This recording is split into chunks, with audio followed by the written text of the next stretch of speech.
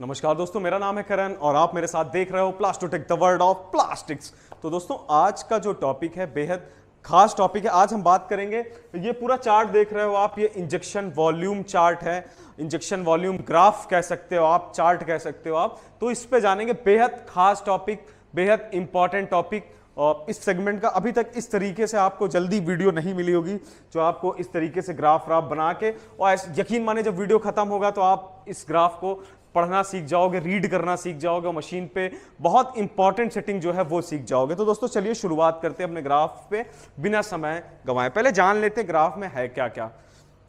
सबसे पहले देख लीजिए, ये होती है हमारी एक्स एक्सिस, जो स्लैंटिंग मतलब जो हॉरिजॉन्टल एक्सिस होती ग्राफ पे वो हमेशा एक्स एक्सिस होती, जो वर्टिकल एक्सिस होती इसको हम वाई एक्सिस कहते हैं।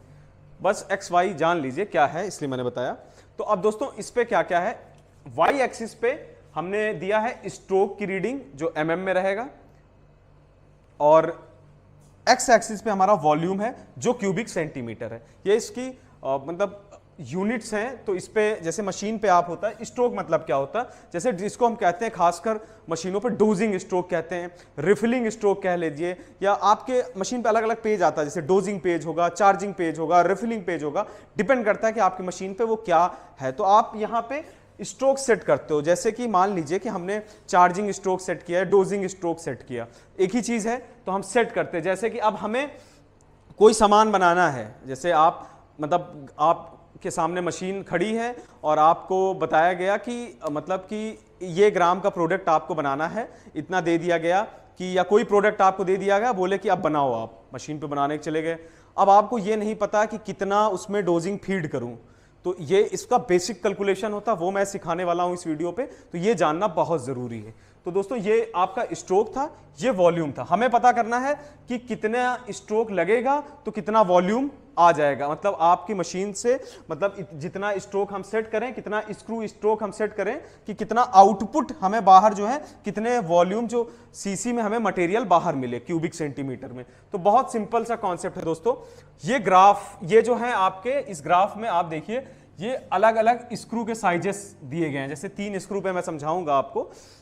ये डायामीटर है, ए स्क्रू हमारा 35 डाया का है, 35 डायामीटर का 35, बी जो है हमारा 40 डायामीटर का है 40, सी जो है हमारा वो 45 डाया का स्क्रू है आपका। तो ये जब आप इसका कन्वर्जन करोगे ना, तो आपको मालूम होना चाहिए कि आपकी मशीन पे कितने डाया का स्क्रू लगा हुआ है।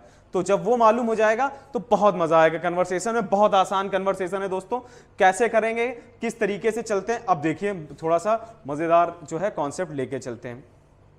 जैसे अगर आपको वॉल्यूम पता है कि सीसी में है क्या है, तो आपको जैसे फॉर एग्जांपल कि आपको कुछ भी निकालना, जैसे कि आपको यहां से लेके चलता हूं बेसिक कॉन्सेप्ट से। जैसे आपने 120 डोजिंग स्ट्रोक सेट कर दिया, अपने मशीन पे जाके आपने सेट कर दिया 120 mm की डोजिंग हो, मतलब 120 mm आपका स्क्रू पीछे जाएगा डोज करने के लिए। तो 120 mm में क्या होगा, यहां से चलते हैं। जैसे मान लीजिए 120 आपको सेट करना, आपका स्क्रू जो है वो 40 डाया का है, मतलब देख लीजिए आप कि आपका स्क्रू जो था वो 40 डाया, अलग अलग है। जैसे आपकी मशीन पे 35 है, 40 है, पता है। जैसे मान लीजिए कि एक मशीन हम चला रहे हैं, उसका डाया जो है स्क्रू का वो 40 रखा गया है। तो अब यहां पे देखिए डोजिंग स्ट्रोक हमने मशीन पे 120 सेट किया, तो अब हमको निकालना है कि अगर 120 हमने सेट कर दिया, 40 का डाया था हमारा, तो कितना वॉल्यूम जो है वो मशीन से आउटपुट आया, कितना मटेरियल जो है वो हम निकाल पा रहे हैं अपने बैरल से बाहर। तो दोस्तों चलिए शुरू करते हैं। आपको कुछ नहीं करना, आपको यहां से चलना है, जहां पे एक 120 था, 120 था, वहां से इस लाइन को पकड़ते हुए हम चलेंगे। यहां पे आप चलते चले आइए, यहां पे देखेंगे आप, तो यहां इस जगह पे ये मीट कर रहा है।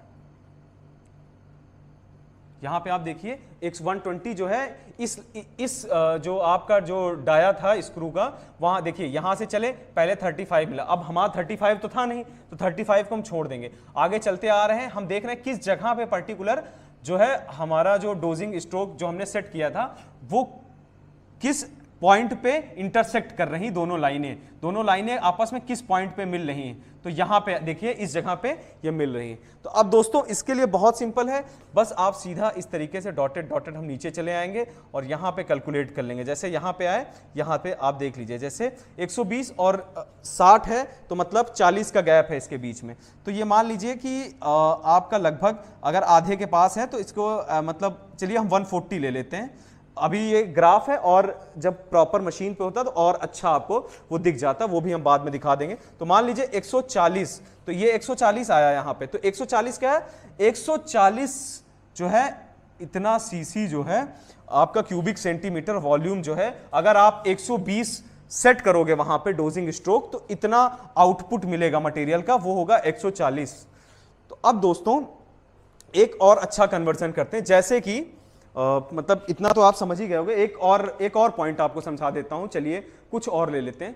मान लीजिए कि आपका ये स्क्रू अब 45 डाया का था, 45 डाया का था, और फिर आप मान लीजिए कि आपको अब आपने सेट कर दिया मशीन पे, आपको कुछ नहीं मालूम, आपने 140 सेट कर दिया।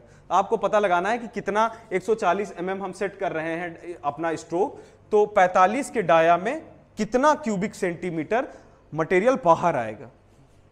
तो देखिए दोस्तों यहां पे अब इसी लाइन को फॉलो करते चलेंगे, जहां पे ये इंटरसेक्ट करेगा आपका 45 जो है इस जगह पे इंटरसेक्ट कर रहा है, आप देख रहे हो यहां पे, मतलब दो लाइन जो आपकी गई वो यहां पे इंटरसेक्ट करी, यहां पे टकराई।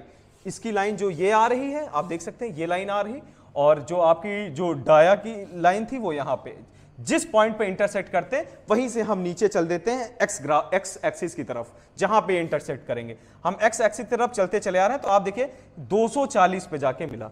इसका मतलब क्या हुआ कि अब जो है अगर आप 140 mm डोजिंग स्ट्रोक सेट करते हो, 45 डाया का आपका स्क्रू है, तो वहां पे वॉल्यूम कितना आ गया, 240 क्यूबिक सेंटीमीटर। अब दोस्तों क्यूबिक सेंटीमीटर थोड़ा सा मतलब कठिन कन्वर्जन है, चलो बहुत जो लोग बहुत टेक्निकली हैं और बहुत ज़्यादा पढ़े लिखे हैं वो शायद कर लें इसको, लेकिन यहाँ पे समझ लें। तो इसको समझने के लिए क्या होता है, ज़्यादातर तो हम ग्राम में कन्वर्जन करते हैं, मतलब कि आप कोई भी चीज़ आप करते हो तो आपको लगता है कि ग्राम में हो तो बहुत आसान है, मज़ा आ जाए कि ग्राम में हम जान लें, मतलब आसान होता है एक तरीके से, आप यूनिट वगैरह ग्राम में ज़्यादा नापते हो।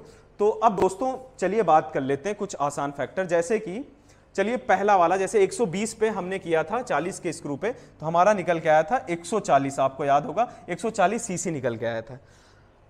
तो दोस्तों यहां पे मान लीजिए कि वो मटेरियल जो था आपका वो था कि मान लीजिए जैसे एबीएस आप बना रहे थे, एक्राइलो ब्यूटाडाइन स्टाइरिन। ये दोस्तों शॉर्ट वेट कन्वर्जन है, कुछ इंपॉर्टेंट मटेरियल के हमने लिखे हैं, आगे कभी मतलब लाइन से बता दूंगा मैं कि कौन कौन से हैं, तो आप कभी नोट डाउन कर लीजिए, ये सब फॉर्मूला कैलकुलेट करने के लिए।